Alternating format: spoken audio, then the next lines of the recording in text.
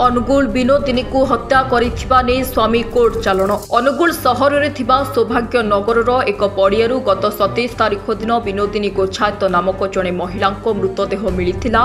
तांको स्वामी सुखदेव गोछायत तांको हत्या करी फिंगी देइथिबा मृत महिला मां अभियोग करथिले। एहा परे अनुगुल थाना पुलिस 682/24 एक मामला रुजु करी घटनार तदंत आरंभ करथिले। एपटे एभली अभावनीय कांड घटाई द्वितीय स्वामी सुखदेव गोछायत फेरार होइथिले। तदंत समय पुलिस सुखदेव एही हत्या करिथिबा सुराग पाइथिला।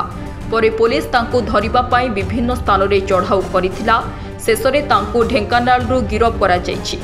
गिरफ परे निज स्त्रीर हत्या करिथिबा नै सुखदेव स्वीकार करिछि।